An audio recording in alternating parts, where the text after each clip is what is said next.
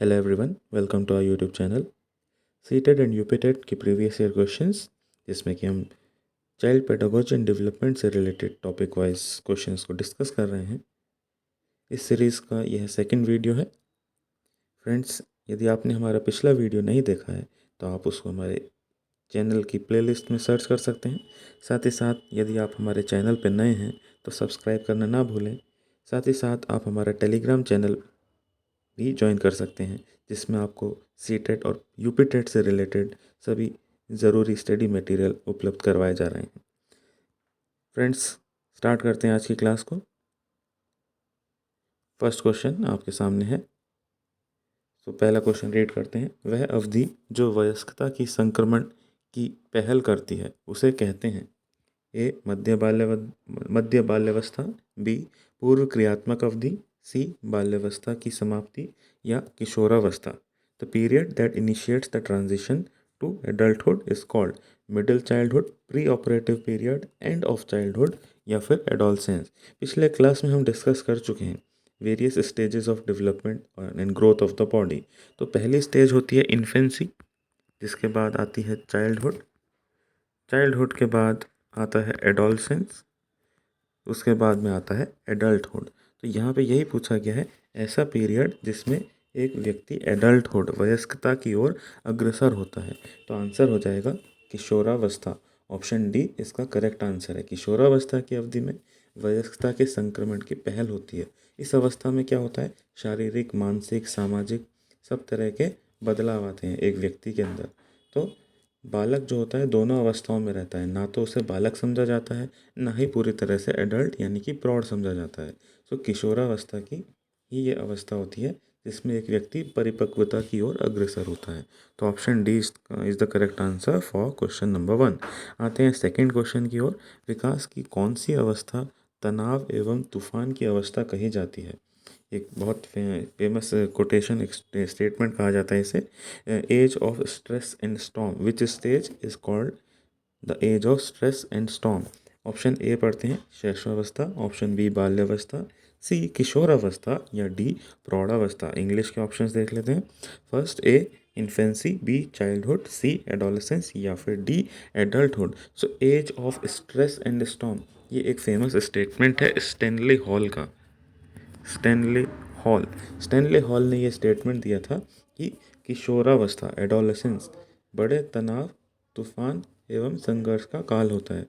Adolescence is the stage of stress and storm. Option C is the correct answer है। आते हैं आगे question number 3। मनोविज्ञान के अनुसार बाल विकास की कौन सी अवस्था सबसे जटिल व कठिन है? According to psychology, which stage of child development is most complex and difficult? So most difficult stage, जैसा पिछले क्वेश्चन में रीड कर ही चुके हैं, किशोरावस्था, तूफान और संघर्ष का काल है, स्ट्रेस एंड स्टॉर्म की age. So that can be the answer here also. Options आपके सामने हैं, जिसमें कि कौन सा ऑप्शन सही होना चाहिए? That is in front of you here. Option B adolescence, किशोरावस्था, मोस्ट कॉम्प्लेक्स और most difficult age of a person, यानी कि ये अवस्था सबसे जटिल और कठिन होती है। आते हैं क्वेश्चन नंबर 4 की तरफ। क्वेश्चन 4, किशोरावस्था में बच्चे किस प्रकार की समस्या का सामना करते हैं? एडोलेसेंस से रिलेटेड ही क्वेश्चन है। ऑप्शन ए शारीरिक मानसिक परिवर्तन से समायोजन करना। एक बच्चे के शरीर में शारीरिक बदलाव साथ साथ मानसिक बदलाव आते हैं, तो उसके सामने समस्या आती है क्या समायोजन करने के लिए? या फिर अपने साथियों के साथ समायोजन करने में, माता पिता से समायोजन करने में, या पढ़ाई संबंधी समायोजन करने में? What kind of problems do children face during adolescence? Adjusting to physical and mental changes, to the peers, to the parents, to the studies. So option A is the correct answer. Physical and mental changes, शारीरिक और मानसिक बदलावों से समायोजन करना, यह एक व्यक्ति के लिए एक चुनौती के समान होता है किशोरावस्था में। तो इसी वजह से इसको क्या कहा था स्टैनली हॉल ने? Age of stress and storm, तूफान व संघर्ष का काल कहा जाता है, क्योंकि शारीरिक और मानसिक परिवर्तन अचानक से ही आते हैं एक पर्सन के जीवन काल में। So that is why it is called age of stress and storm. Option A is the answer है। Let us move to question number 5। Here question will read here, विद्रोह की भावना की प्रवृत्ति निम्न में से किस अवस्था से संबंधित है? बाल्यावस्था, शैशवावस्था, पूर्व किशोरावस्था या मध्य किशोरावस्था? The tendency of rebellion spirit is related to, so tendency of a rebellion spirit, options are in front of you can see, childhood, infancy, pre adolescence या फिर मिडिल एडोलेसेंस।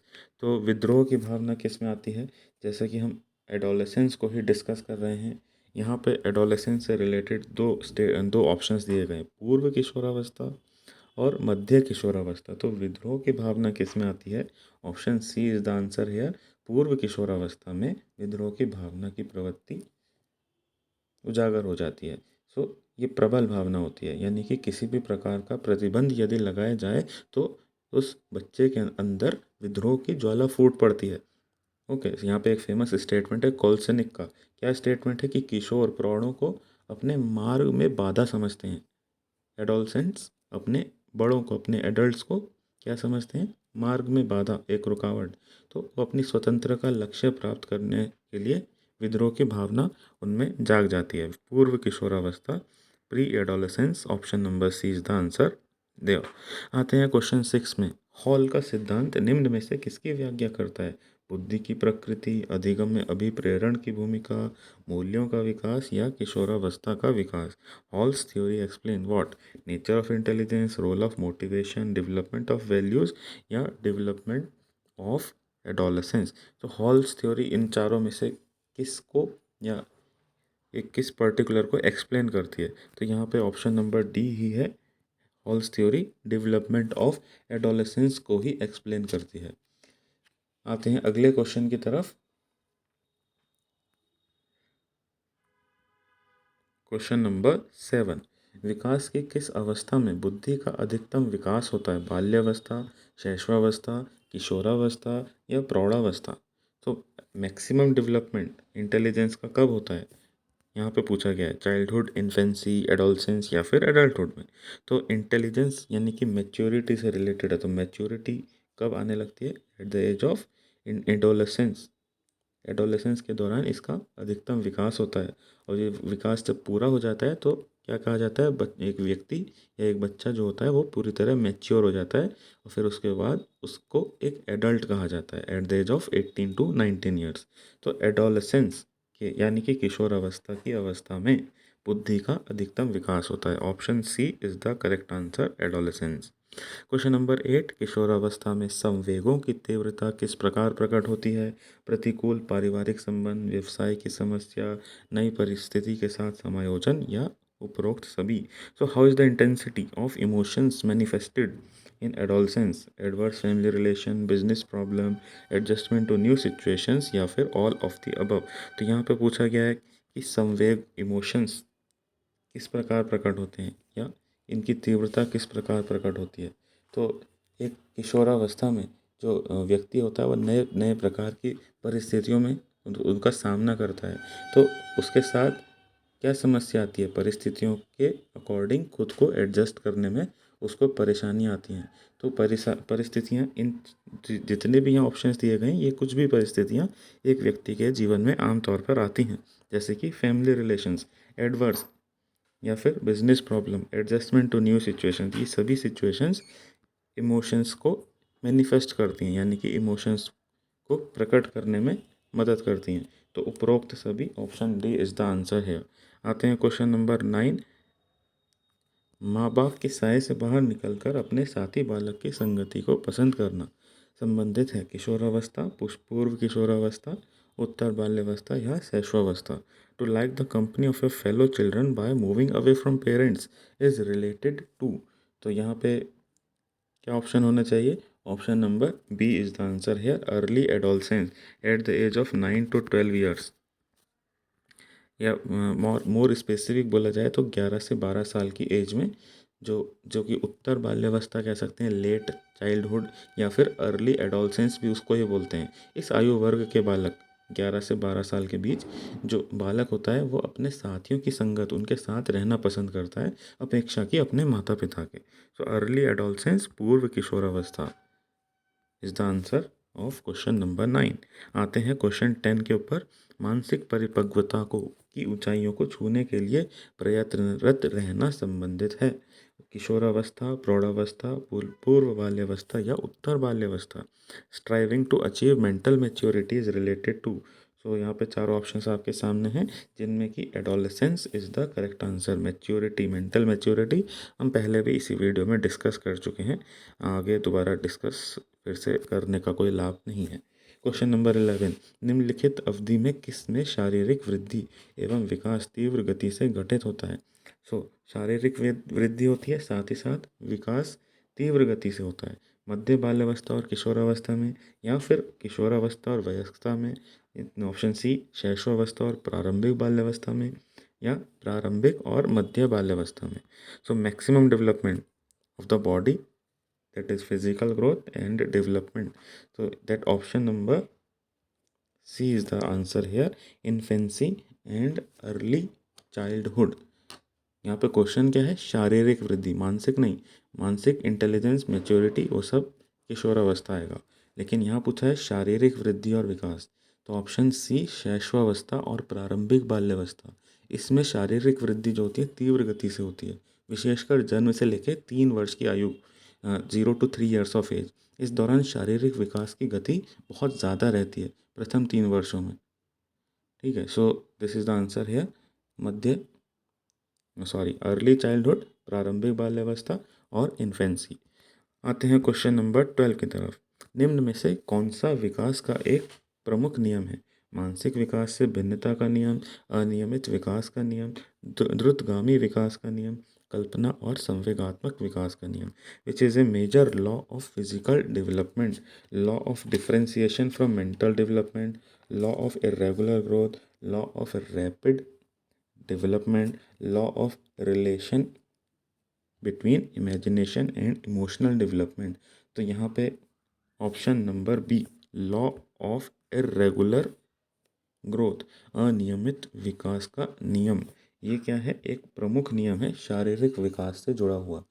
अन्य प्राणियों में अगर हम मनुष्यों से इसको कंपेयर करते हैं, तो अन्य प्राणियों के कंपैरिजन में मनुष्य, ह्यूमन बींग्स की जो शारीरिक विकास, बॉडी का ग्रोथ जो होता है, वो बहुत धीमी होती है और अनियमित होती है। शैशवावस्था में अचानक से तेज शारीरिक वृद्धि होती है, बाल्यावस्था में थोड़ी धीरे हो जाती है, बॉडी की ग्रोथ थोड़ी स्लो डाउन हो जाती है, फिर दोबारा से एडोलसेंस में यही विकास की गति, बॉडी की ग्रोथ फिर से तेज़ी से होती है, तीव्र गति से होती है। तो शैशवावस्था, बाल्यावस्था और किशोरावस्था, इन सभी में शारीरिक विकास एक तरह से अनियमित तरीके से हो रहा है। तो शारीरिक विकास का मनुष्यों में एक प्रमुख नियम है अनियमित विकास का नियम। आते हैं अगले क्वेश्चन नंबर 13 पे। शारीरिक विकास को प्रभावित करने वाले कारक कौन से हैं? वंशानुक्रम, वातावरण, खेल व व्यायाम, या उपरोक्त सभी? Inheritance, atmosphere, sports and exercise, या सभी? तो फिजिकल डेवलपमेंट की यहाँ पे बात हो रही है, और फिजिकल डेवलपमेंट के लिए ये सभी की ज़रूरत होती है, तो ऑप्शन डी उपरोक्त सभी इसका आंसर हो जाएगा, क्योंकि ये सभी कारक होते हैं, ये सभी फैक्टर्स इन्फ्लुएंस करते हैं बॉडी के फिजिकल डेवलपमेंट को। आते हैं क्वेश्चन नंबर 14 पे। शारीरिक वृद्धि और विकास को कहते हैं तत्परता, अभिवृद्धि, गतिशीलता या आनुवंशिकता। तो यहाँ पे क्वेश्चन इंग्लिश में भी रीड कर देते हैं। Physical growth and development is called readiness, accretion, mobility या हेरिडिटी। तो फिजिकल ग्रोथ या डेवलपमेंट यानी कि शारीरिक वृद्धि होती है, तो उसको क्या कहा जाता है? अभिवृद्धि। ये क्वेश्चन यूपीटेट 2014 का है, पेपर 1 प्राइमरी से। अभिवृद्धि, शारीरिक विकास, और वृद्धि को अभिवृद्धि, अभिवृद्धि को हम ग्रोथ भी बोल सकते हैं। ग्रोथ क्यों? क्योंकि अभिवृद्धि एक निश्चित समय पे और निश्चित सीमा तक चलती है, दैट इज ग्रोथ। ओके, तो शारीरिक विकास भी एक निश्चित समय तक चलता है, एक निश्चित सीमा के अंतर्गत होता है। आते हैं क्वेश्चन 15 के ऊपर। बच्चे के उचित विकास को सुनिश्चित करने के लिए उसका स्वस्थ शारीरिक विकास एक महत्वपूर्ण आवश्यकता है। यहाँ पे एक स्टेटमेंट दिया गया है। अब आपको ये पहचानना है कि ये सही है या गलत है, या गलत हो सकता है। आगे का स्टेटमेंट हम बाद में पढ़ेंगे, पहले तो आपको ये बताना है कि सही है, गलत हो सकता है। Same in English, healthy physical development is important requirement for ensuring proper development of child.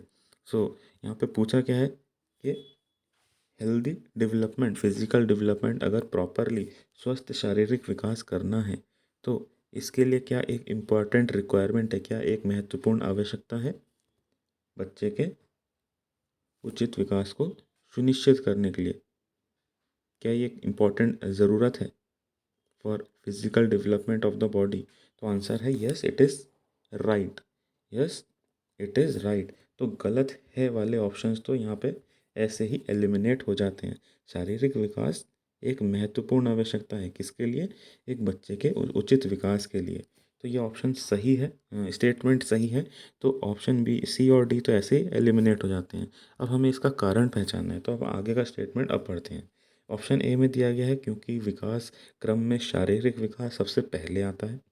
या ऑप्शन बी, शारीरिक विकास विकास के अन्य पक्षों से अंतः संबंधित है, because physical development comes first in the course of development. या फिर option B, because physical development is inter related with other aspects of development. Option B is the answer for this, क्योंकि फिजिकल डेवलपमेंट दूसरे aspect से जुड़ा हुआ होता है। इसी वजह से फिजिकल डेवलपमेंट क्या है, एक इम्पॉर्टेंट रिक्वायरमेंट है ओवरऑल डेवलपमेंट के लिए। डिफरेंट टाइप्स ऑफ डेवलपमेंट होते हैं, शारीरिक, मानसिक, सामाजिक, इमोशनल, अलग अलग तरह के डेवलपमेंट्स होते हैं। लेकिन सभी को मेंटेन करने के लिए सबसे पहले क्या ज़रूरत होती है? हेल्थ, यानी कि physical development should be there. So इसीलिए हम कहते हैं इंटर रिलेटेड होते हैं, ये अंतः संबंधित होते हैं। शारीरिक विकास विकास के अन्य पक्षों के साथ अंतः संबंधित होता है। आते हैं क्वेश्चन नंबर 16। निम्न में से कौन सा बुद्धि और विकास चरण है? नैतिक विकास, शारीरिक विकास, सामाजिक विकास या मानसिक विकास? Stage of intelligence and development किसको कहा जाएगा? अब इंटेलिजेंस की बात हो रही है तो कौन सा डेवलपमेंट होना चाहिए यहाँ? मॉरल, फिजिकल, सोशल या mental? Option number B is the answer here, physical development. Physical development यानी कि शारीरिक विकास जो होता है बुद्धि और विकास का एक चरण है, एक प्रथम चरण है। ओके, शारीरिक विकास के बाद क्या आएगा? यहाँ पे एक प्रथम चरण पूछा गया है। शारीरिक विकास के बाद आएगा मानसिक, ये पहला होता है। इसके बाद आता है मानसिक विकास, मेंटल डेवलपमेंट, उसके बाद आता है थर्ड नंबर पे आता है इमोशनल, यहाँ ऑप्शंस में नहीं है, इमोशनल यानी कि संवेगात्मक विकास, जिसमें एक पर्सन मैच्योर हो जाता है, संवेगात्मक विकास। उसके बाद फोर्थ नंबर पे आता है नैतिक विकास, एक व्यक्ति समाज के अंदर घुलने मिलने लगता है, उसके अंदर एक नैतिक जिम्मेदारी आती है। तो उसके बाद नैतिक विकास के बाद आखिर तौर पे आता है सामाजिक विकास, शारीरिक विकास, फिर मानसिक, फिर संवेगात्मक, उसके बाद नैतिक और सबसे लास्ट में आता है सामाजिक विकास। So that is all. आते हैं नेक्स्ट क्वेश्चन नंबर 17 पे। गिरोह अवस्था किस आयु वर्ग और विलंब विकास से संबंधित है? गिरोह यानी कि गैंग स्टेज। सो बच्चे गिरोह यानी कि एक ग्रुप बना के रहते हैं, और साथ ही साथ किस आयु वर्ग में रहते हैं ये पूछा गया है। ऑप्शन नंबर है 16 to 19, 3 to 6, 8 to 10, 16 to 19। साथ ही साथ किस विलंब विकास से संबंधित है? Okay, so what should be the answer here? Option number C is the answer for this. गिरोह यानी कि गैंग एज, ये हम पार्ट 1 इसी सीरीज़ के पिछले वीडियो में डिस्कस कर चुके हैं। 8 to 10 years, that is late childhood, जब बच्चा एडोलसेंस में जाने वाला होता है। लेट चाइल्डहुड में एक जो बच्चा होता है, एक जो चाइल्ड होता है, वो गिरोह में रहना पसंद करता है। Okay, team work, and it leads to what? It leads to socialization, समाजीकरण, यानी कि सोशल डेवलपमेंट हो जाता है। Next one, question number 18। बच्चे के सामाजिक विकास को प्रभावित करने वाले कारक हैं, the factors affecting the social development of the child. तो क्या क्या है? आर्थिक, इकोनॉमिक एलिमेंट, सामाजिक परिवेशजन्य यानी कि socio environmental, third option C शारीरिक तत्व, बॉडी एलिमेंट्स, डी वंशानुगत एलिमेंट्स। तो कौन से एलिमेंट्स, कौन से कारक होते हैं जो कि सोशल डेवलपमेंट को प्रभावित करते हैं? ऑप्शन बी, सोशल डेवलपमेंट यानी कि किससे प्रभावित होता है? Socio environmental factors are responsible to it. तो सामाजिक विकास यानी कि क्या? इस सामाजिक विकास का मतलब व्यक्ति अपने सामाजिक वातावरण के साथ एडजस्ट हो जाता है, सामाजिक परिस्थितियों के अनुसार अपनी आवश्यकताओं या रुचियों पर नियंत्रण कर सकता है। तो इसके लिए जो इम्पोर्टेंट फैक्टर है जो उसको इफ़ेक्ट करता है, उसको प्रभावित करता है, उसमें ऑप्शन नंबर बी यानी कि सामाजिक परिवेश जन्य तत्व होते हैं। एक व्यक्ति जिस तरह के सामाजिक परिवेश में रहता है, जिस तरह के एनवायरनमेंट या माहौल में रहता है, उसी के अकॉर्डिंग उसका सामाजिक विकास होता है। आते हैं क्वेश्चन 19 पे। निम्न में से किसका मिलान सही है? शारीरिक विकास, वातावरण, संज्ञानात्मक विकास, परिपक्वता, सामाजिक विकास, वातावरण या संवेगात्मक विकास, परिपक्वता। तो करेक्ट आपको पहचानना है। फिजिकल एनवायरनमेंट से होता है क्या? कॉग्निटिव मैच्योरिटी से। नेक्स्ट है social from environment and emotional from maturity. Option C is the correct answer है। Social development is matched correctly with the environment. सामाजिक विकास, वातावरण। ओके, सो ये एक फेमस स्टेटमेंट है स्किनर और हैरीमैन का। क्या स्टेटमेंट है? कि वातावरण और संगठित साधनों के कुछ ऐसे कारक होते हैं जिनका बालक के सामाजिक विकास की दशा पर निश्चित प्रभाव पड़ता है। तो वातावरण, जिस तरह के माहौल में एक बच्चा रहता है, एक बालक रहता है, उससे उसके सामाजिक विकास यानी कि सोशल डेवलपमेंट पर एक निश्चित तौर पर प्रभाव पड़ता है। That is the correct answer. Question number 20। निम्नलिखित में से कौन सी प्रारंभिक बाल्यावस्था अवधि उनके दौरान उन भूमिकाओं एवं व्यवहारों के बारे में जानकारी प्रदान करते हैं जो एक समूह में स्वीकार्य हैं? Which of the following is the early childhood period provide information about the role and behaviour that are acceptable in a group? Option A भाई बहन, अध्यापक, siblings and teachers. Option B अध्यापक और साथी, टीचर एंड फेलो यानी कि friends कह सकते हैं। ऑप्शन सी साथी और माता पिता, पार्टनर एंड पेरेंट्स। या फिर डी माता पिता और भाई बहन, पेरेंट्स एंड सिबलिंग। क्वेश्चन में पूछा गया है which is the early childhood period provide information about the roles and behaviours acceptable in the group, यानी कि कौन निम्नलिखित में से इन सभी में से कौन प्रारंभिक बाल्यावस्था के दौरान उन भूमिकाओं की जानकारी देते हैं जो समूह में स्वीकार्य होती हैं? तो इन सभी में से ऑप्शन नंबर डी माता पिता और भाई बहन प्रारंभिक बाल्यावस्था के दौरान यानी कि अर्ली चाइल्डहुड के दौरान क्या होता है, एक व्यक्ति, एक बालक की भूमिकाओं व्यवहारों के बारे में जो भी जानकारी जिस समूह से प्राप्त होती है वो क्या होती है? वो माता पिता, भाई बहन, पारिवारिक परिवेश ही होता है। क्योंकि प्रारंभिक बाल्यावस्था में एक जो चाइल्ड, एक बालक जो होता है वो अपने फैमिली से ज़्यादा जुड़ा हुआ होता है। ओके, लेट चाइल्डहुड में क्या होगा? वो अपने फैमिली से बाहर निकल के फ्रेंड्स, एक ग्रुप्स यानी कि दोस्ती में वो इन्वॉल्व हो जाता है। ओके, सो वहाँ पे एक समूह की भावना आ जाती है। लेकिन प्रारंभिक पूछा है, क्वेश्चन में पूछा है प्रारंभिक बाल्यावस्था, तो इसीलिए माता पिता और भाई बहन इसका अप्रोप्रिएट आंसर रहेगा। Question number 21। बच्चे के सामाजिक विकास को प्रभावित कर सकता है डैश में affect the social development, asthma, पुरानी बीमारी, एलर्जी, खाने की आदत। Okay, same options in the English also. तो यहाँ पे क्रॉनिक डिजीज, अगर किसी चाइल्ड को, किसी बालक को कोई क्रॉनिक डिजीज़ हो जाती है, कोई गंभीर बीमारी हो जाती है, लंबी बीमारी चलती है, तो उससे उसका सामाजिक विकास प्रभावित हो जाता है। ओके, तो ख़ास तौर से in the age of 9 to 12 years, late childhood में ऐसा अगर यदि हो जाता है तो उसके अंदर कुछ ना कुछ सामाजिक विकास में प्रॉब्लम रह जाती है। तो सामाजिक गतिविधियों में ज़्यादा वो इन्वॉल्व नहीं हो पाता है, उसको अपनी लाइफ को लिमिटेड रख के जीना पड़ता है because of the disease he is suffering from. So option number B is the correct answer there. आते हैं क्वेश्चन 22 पे। कोई भी नाराज़ हो सकता है, यह आसान है, परंतु एक सही व्यक्ति के ऊपर, सही मात्रा में, सही समय पर और सही उद्देश्य के लिए तथा सही तरीके से नाराज़ होना आसान नहीं है। यहाँ पे एक स्टेटमेंट दिया है, anyone can be angry, it is easy, but it is not easy to be angry at the right person in the right amount at the right time for the right purpose and in the right way। तो ये किससे related है, किस तरह के विकास से related है? अब यहाँ पे किस बारे में बात हो रही है? एंगर, नाराज़गी, गुस्से के बारे में। तो emotional development, social development, cognitive संज्ञात्मक डेवलपमेंट या फिर फिजिकल डेवलपमेंट। अब गुस्सा क्या है? एक तरह का इमोशन है ना। तो गुस्सा करना कोई भी कर सकता है, लेकिन कहाँ करना है, कब करना है, कितना करना है, कैसे करना है, ये सब किससे जुड़ा हुआ है? इमोशनल डेवलपमेंट से। ओके, अगर एक व्यक्ति इमोशनली स्ट्रांग होता है तो वो इन सभी बातों का ध्यान रख सकता है जो इस स्टेटमेंट में दी गई हैं। तो option number A is the correct answer here. Okay, so that's all. Moving to question 23। व्यापक वफादारी दया भावना में वृद्धि व मानसिक स्थिति में उतार चढ़ाव संबंधित है। ऑप्शन ए शारीरिक विकास की विशेषताएं, संवेगात्मक विकास की विशेषताएं, सामाजिक विकास की विशेषताएं या सांस्कृतिक विकास में। सो वाइड स्प्रेड लॉयल्टी, वफादारी, इंक्रीज कंपैशन यानी कि दया भावना इंक्रीज हो जाती है, दया भावना बढ़ जाती है, या फिर थर्ड सिचुएशन मानसिक स्थिति में उतार चढ़ाव।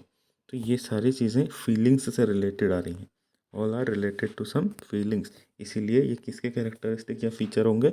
इमोशनल डेवलपमेंट यानी कि संवेगात्मक विकास। ये सभी संवेग है ना, सभी इमोशंस हैं जो कि क्वेश्चन में हमने डिस्कस किए हैं। संवेगात्मक विकास की विशेषता इज द आंसर है। आते हैं क्वेश्चन 24। बच्चे के संज्ञानात्मक विकास हेतु उत्तम स्थान है। संज्ञानात्मक मतलब कॉग्निटिव डेवलपमेंट। तो कॉग्निटिव डेवलपमेंट के लिए क्या उत्तम सबसे बेस्ट प्लेस रहेगी? प्लेग्राउंड, खेल का मैदान, ऑडिटोरियम सभागार, होम यानी कि घर, या फिर विद्यालय और कक्षा का वातावरण, school and classroom environment. Option number D is the correct answer है। कॉग्निटिव संज्ञानात्मक विकास की बात हुई है तो स्कूल और क्लासरूम इसके लिए बेस्ट प्लेस रहेंगे। Option number D is the correct answer there. आते हैं क्वेश्चन नंबर 25 के ऊपर। संवेगात्मक विकास को प्रभावित करने वाले कारक हैं। Factors affecting emotional development. Emotional development किस कारक से प्रभावित होता है? शारीरिक विकास या शारीरिक हेल्थ यानी कि स्वास्थ्य, मानसिक योग्यता, मेंटल एबिलिटी, थकान, या फिर सभी से। तो ऑप्शन नंबर डी इन सभी से इमोशनल डेवलपमेंट अफेक्ट हो जाता है। फिजिकल हेल्थ, यदि शारीरिक कोई परेशानी हो, कोई बीमारी हो जाए तो व्यक्ति इमोशनली स्ट्रांग नहीं रह सकता है। Mental ability that also is related to emotions only. Last one tiredness, यदि व्यक्ति थकान महसूस करता है तो भी इमोशंस में उसका फ़र्क पड़ता है। तो संवेगात्मक विकास का मतलब क्या है? शारीरिक और मानसिक परिवर्तन दोनों ही होते हैं। जैसी भी परिस्थिति होती है उसी के अनुसार बालक क्या होता है, जो चाइल्ड होता है, अपने व्यवहार को प्रदर्शित करता है। तो ये अलग अलग फैक्टर से अफेक्ट होते हैं। शारीरिक स्वास्थ्य, मानसिक थकान, परिस्थितियाँ, जो भी चीज़ें होती हैं वो सभी इमोशंस को अफेक्ट करती हैं। इसीलिए option number D is the correct answer there. आते हैं क्वेश्चन 26 के ऊपर। निम्नलिखित में से कौन सा बच्चों के संवेगात्मक विकास के लिए सर्वाधिक उपयुक्त है? कक्ष का प्रजातांत्रिक परिवेश, अध्यापकों की कोई भी सहभागिता नहीं क्योंकि यह माता पिता का कार्य है, कक्ष का नियंत्रित परिवेश, कक्ष का अधिकारवादी परिवेश। तो कौन सा इन चारों में से संवेगात्मक यानी कि इमोशंस को डेवलप करने के लिए सबसे बेस्ट ऑप्शन रहेगा? तो अध्यापकों की क्या कोई ज़िम्मेदारी नहीं है? बिल्कुल नहीं, अध्यापकों की बहुत बड़ी ज़िम्मेदारी है। तो ये ऑप्शन तो गलत हो गया, यहाँ लिखा है अध्यापकों की कोई सहभागिता ही नहीं है। नेक्स्ट, कक्षा में नियंत्रित परिवेश, नियंत्रित रखेंगे तो इमोशंस बच्चे में डेवलप ही नहीं हो पाएंगे। अधिकारवादी, एक एक टीचर बच्चों को बोलने ही ना दे, अधिकारवादी परिवेश में उनको रखे, तो वहाँ पर भी एक तरह से ऑप्शन सी वाली ही बात हो गई, नियंत्रित करके रखा गया है। तो यहाँ भी बच्चे का संवेगात्मक विकास नहीं हो सकता है। 3 ऑप्शंस एलिमिनेट हो चुके हैं। प्रजातांत्रिक परिवेश में जब सभी तरह के स्टूडेंट्स को बराबरी का मौका दिया जाए, क्लासरूम में पार्टिसिपेट करने का डेमोक्रेटिक एनवायरनमेंट हो, तो इमोशनल डेवलपमेंट बेस्ट हो सकता है। ऑप्शन नंबर ए इसका करेक्ट आंसर हो जाएगा, कक्ष का प्रजातांत्रिक परिवेश। आते हैं क्वेश्चन 27। चरित्र का विकास होता है, कैसे होता है? इच्छा शक्ति से, बाय द विल, बर्ताव और व्यवहार से, बाय बिहेवियर, यहाँ पे 2 बार आ गया, by behaviour. Option number C नैतिकता यानी कि मोरालिटी, या इन सभी से होता है चरित्र का विकास। चरित्र का विकास के लिए क्या सबसे ज़रूरी होता है? इन सभी की ज़रूरत होती है। विल, बिहेवियर, मोरालिटी, सभी से ही एक पर्सन का कैरेक्टर यानी कि चरित्र निर्धारित होता है। सो option number D is the correct answer hair. आते हैं नेक्स्ट क्वेश्चन नंबर 28 के ऊपर। निम्नलिखित में से निम्नलिखित सॉरी निचली कक्षाओं में शिक्षण की खेल पद्धति मूल रूप से आधारित है? ऑप्शन ए, शिक्षण पद्धति के सिद्धांतों पर। तो प्ले वे मेथड किस पर बेस्ड है? टीचिंग मेथड के प्रिंसिपल्स पे, शिक्षण पद्धति के सिद्धांत पे, विकास और वृद्धि के मनोवैज्ञानिक सिद्धांत पे, शिक्षण के समाज शास्त्रीय सिद्धांत पे यानी कि सोशियोलॉजिकल प्रिंसिपल्स पे। ऑप्शन डी, शारीरिक शिक्षा कार्यक्रमों के सिद्धांत पे, on the principle of physical education programme. So play way method जो खेल पद्धति होती है वो मूल रूप से विकास और वृद्धि के सिद्धांत पे ही आधारित होता है। विकास और वृद्धि, क्योंकि निचली कक्षाओं इन द लोअर क्लासेस में क्या होता है, बच्चे सामान्यतः चाइल्डहुड में होते हैं और इस अवस्था में बच्चे पढ़ने से अलावा पढ़ना उनको ज़्यादा पसंद नहीं होता है, तो पढ़ने से अलावा वो खेलने में ज़्यादा रुचि लेते हैं।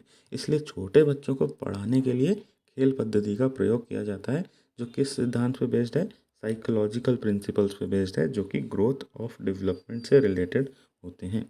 तो मनोवैज्ञानिक प्रिंसिपल्स होते हैं, सिद्धांत होते हैं। Option number B is the correct answer है। तो निचली कक्षाओं की खेल पद्धति रूप किस पे आधारित होती है? विकास और वृद्धि के मनोवैज्ञानिक सिद्धांतों पर। आते हैं नेक्स्ट क्वेश्चन 29। निम्नलिखित कथनों में से कौन सा विकास और अधिगम के बीच संबंध को सही तरीके से सूचित करता है? Which of the following statement correctly relates और represents the relation between development और लर्निंग? तो इन दोनों एस्पेक्ट्स के बीच में बेस्ट रिलेशनशिप कौन डिस्क्राइब करता है? पहला ऑप्शन अधिगम यानी कि लर्निंग, विकास का ध्यान किए बिना घटित होता है, learning takes place regardless of development. Development हो या ना हो लर्निंग होनी चाहिए, क्या ऐसा होता है क्या? नहीं, दोनों एक दूसरे से रिलेटेड होते हैं, तो ऑप्शन ए नहीं हो सकता है। Development and learning are inter related and interdependent, दोनों अंतर संबंधित और अंतर निर्भर दोनों ही होते हैं। सो क्या ऐसा होता है? चलिए देखते हैं आगे। The rate of learning is much higher than the rate of development. Okay, अधिगम की दर अधिगम की दर विकास की दर से काफ़ी अधिक होती है, या फिर दोनों संबंधित ही नहीं है? तो ये तो ऑप्शन हमने कट कर दिया है। Option number A and D has no relevance here. Learning और डेवलपमेंट दोनों आपस में कुछ ना कुछ तो रिलेशन होता है। अब बी और D, in the option B they are asking, ये इंटरलेट और इंटरडिपेंडेंट हैं, दोनों एक दूसरे पर निर्भर भी हैं, दोनों एक दूसरे से संबंधित भी हैं। ऑप्शन सी में बात कर रहे हैं कि learning is much higher than the development, विकास की दर और अधिगम की दर अगर हम कंपेयर करते हैं तो अधिगम लर्निंग विकास यानी कि डेवलपमेंट से काफ़ी ज़्यादा होती है, अधिगम की दर विकास की दर से काफ़ी अधिक होती है। और यही ऑप्शन नंबर सी इस पर्टिकुलर क्वेश्चन का आंसर हो जाएगा। दोनों अंतर संबंधित और अंतर निर्भर इंटर रिलेटेड और इंटरडिपेंडेंट तो हैं, but best option will be the C here, that is learning is much higher than the development. Development जो होता है एक स्लो प्रोसेस होता है, ग्रेजुअल प्रोसेस होता है, जिसको टाइम लगता है। Learning we can do easily. Okay, विकास और अधिगम दोनों में काफ़ी फ़र्क होता है। विकास होने में थोड़ा टाइम लगता है, it takes time and it leads to maturity. Okay, so विकास की दर और अधिगम की दर में काफ़ी फ़र्क होता है।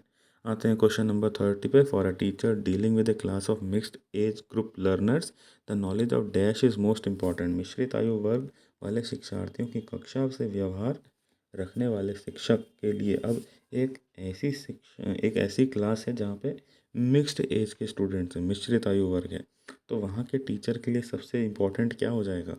सोशो इकोनॉमिक बैकग्राउंड पता होना चाहिए बच्चों का, या कल्चरल बैकग्राउंड सांस्कृतिक पृष्ठभूमि, डेवलपमेंट स्टेज विकासात्मक अवस्थाएं, या ऑक्यूपेशन ऑफ पेरेंट्स अभिभावकों का व्यवसाय पता होना चाहिए। सो अगर कोई टीचर है और अभिभावकों का व्यवसाय देख के पढ़ाता है तो वो टीचर नहीं है। Option D is not right. सांस्कृतिक पृष्ठभूमि का कोई इंपॉर्टेंस नहीं है, क्लास को एक डेमोक्रेटिक क्लास होना चाहिए, बच्चे का कुछ भी बैकग्राउंड हो, एक स्टूडेंट की तरह ही होता है। सामाजिक आर्थिक पृष्ठभूमि, बच्चा किसी भी तरह की पृष्ठभूमि का हो उसका कोई असर नहीं होना चाहिए टीचिंग में। तो यदि मिश्रित आयु वर्ग के स्टूडेंट्स हैं तो विकासात्मक अवस्था डेवलपमेंट स्टेजेस की पूरी जानकारी एक टीचर को होनी चाहिए कि किस एज के बच्चे को किस तरह से आप एक कॉन्सेप्ट को समझा सकते हैं, उसको सिखा सकते हैं, उसको पढ़ा सकते हैं। तो option number C is the answer दिया। क्वेश्चन 31, बचपन का सांप्रतिक दृष्टिकोण की मान्यता है। Recognition of cultural outlook of the child, यहाँ पे 4 ऑप्शंस हैं। बहुत तरीके से बच्चे प्राप्त वयस्कों के बराबर हो जाते हैं। Children become equal to adults in many ways. बच्चों को युवा प्राप्त वयस्कों के रूप में सबसे अच्छा माना जाता है। Children are best treated as young attend adults. बच्चे आधिकारिक रूप से प्रतीक्षा अवधि हैं। Basically childhood is a waiting period. And last one, it is a unique period. ये एक अनूठी अवधि है। तो recognition of the cultural outlook of the child, इन चारों में से क्या होना चाहिए? यहाँ पे ऑप्शन नंबर डी, चाइल्डहुड क्या होता है? एक यूनिक पीरियड होता है, एक अनूठी अवधि होती है वृद्धि और परिवर्तन की। यहाँ पे क्वेश्चन में पूछा क्या गया था? बचपन का सांप्रतिक दृष्टिकोण की मान्यता। तो बचपन एक तरह से डेफिनेशन ही पूछी गई है। तो बचपन क्या होता है? एक ऐसी अवधि जो कि वृद्धि और परिवर्तन की एक अनूठी अवधि होती है, एक यूनिक पीरियड होता है। It comes once in a life only. आते हैं क्वेश्चन 32। निम्नलिखित में से कौन सा कथन विकास और अधिगम के बीच संबंध को सर्वश्रेष्ठ रूप से जोड़ता है? सो बेस्ट रिलेशनशिप कौन एस्टेब्लिश करता है? 4 स्टेटमेंट दिए हैं, डेवलपमेंट और लर्निंग से रिलेटेड ही एक क्वेश्चन ऑलरेडी हम कर चुके हैं। आते हैं ऑप्शंस की तरफ। विकास अधिगम से स्वतंत्र है? नहीं, दोनों इंटर रिलेटेड होते हैं। Learning lags behind development, learning धीरे होती है, डेवलपमेंट तेज होता है? नहीं नहीं नहीं, डेवलपमेंट पहले होता है या लर्निंग पहले होता है? बिल्कुल, लर्निंग लैग्स बिहाइंड डेवलपमेंट। इस ऑप्शन में आपको कंफ्यूज नहीं होना है। लर्निंग और डेवलपमेंट के रेट में कुछ फ़र्क होता है, हम पिछले क्वेश्चंस में कर चुके हैं, सो आपको याद रखना है। आते हैं क्वेश्चन सी, ऑप्शन सी, अधिगम और विकास समानार्थक परिभाषित शब्द हैं। Learning and development are synonymous. और ऑप्शन डी, अधिगम और विकास एक जटिल तरीके से अंतः संबंधित हैं। तो इन चारों ऑप्शंस में से बेस्ट यानी कि सर्वश्रेष्ठ रूप से कौन सा कथन विकास और अधिगम के संबंध को स्थापित करता है? Option D is the answer here. ये दोनों जटिल तरीके से यानी कि कॉम्प्लेक्स मैनर से एक दूसरे से अंतः संबंधित हैं, इंटर रिलेटेड हैं। अधिगम और विकास दोनों ही एक दूसरे से इंटर रिलेटेड हैं। ओके, विकास और अधिगम दोनों एक दूसरे को प्रभावित करते हैं। सो that is the answer here. आते हैं नेक्स्ट नंबर 33 पे, शिक्षण की विकासात्मक परिप्रेक्ष्य। शिक्षकों से यह मांग करता है developmental perspective of teaching demands from the teacher that they maintain strict discipline. क्या टीचर्स को स्ट्रिक्ट डिसिप्लिन मेंटेन करना चाहिए? क्योंकि चिल्ड्रन अक्सर क्या करते हैं? एक्सपेरिमेंट करते हैं। कठोर अनुशासन बनाए रखने वाले बनने चाहिए शिक्षक, क्योंकि छात्र यानी कि बच्चे अक्सर प्रयोग करते हैं। या फिर विकासात्मक कारकों के ज्ञान के अनुसार अनुदेशन युक्तियों का अनुकूलन करें, यानी कि इंस्ट्रक्शनल स्ट्रेटजीज, अलग अलग तरह के मेथड्स को अप्लाई करें according to the knowledge of development factors.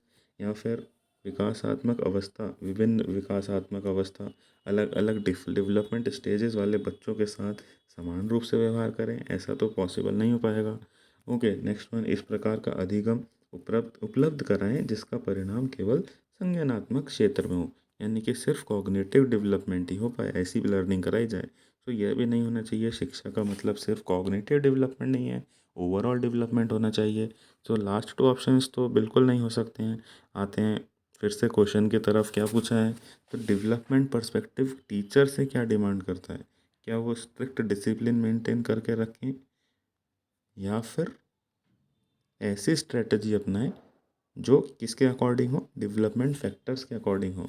सो बिल्कुल option number B is the correct answer. Strict discipline में बच्चा मुखरता से सीख नहीं पाएगा, अपनी बात नहीं रख पाएगा। So option number B is the correct answer है।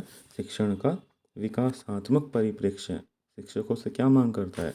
यही मांग करता है कि विकासात्मक कारकों के ज्ञान के अनुसार, डेवलपमेंट फैक्टर्स के नॉलेज के अकॉर्डिंग ही अनुदेशन युक्ति, इंस्ट्रक्शंस को वो प्रोवाइड करें एक क्लास में, वो अपनी टीचिंग को कंटिन्यू करें। ओके डियर फ्रेंड्स, यहाँ पे हमारी आज की वीडियो कंप्लीट होती है। आपको एक बार फिर से रिमाइंड कराना चाहते हैं, यदि आप इस पर्टिकुलर सेशन की वीडियोस, इस पर्टिकुलर वीडियो की पीडीएफ फाइल सॉल्यूशन के साथ प्राप्त करना चाहते हैं, तो आप इस पर्टिकुलर वीडियो की डिस्क्रिप्शन में टेलीग्राम चैनल के लिंक के द्वारा हमारे चैनल को ज्वाइन कर सकते हैं। साथ ही साथ हमारे चैनल को सब्सक्राइब कर लीजिए और आने वाले दिनों में इसी तरह हमारी ये सीरीज़ कंटिन्यू रहेगी और हम आपसे प्रॉमिस करते हैं कि हम इस एग्ज़ाम के आने से पहले ही सीटेट की सभी प्रीवियस ईयर क्वेश्चंस और यूपी टेट के भी सभी previous year questions child development and pedagogy से रिलेटेड आपको ज़रूर कंप्लीट करवा देंगे। That is all for this video. Thank you everyone.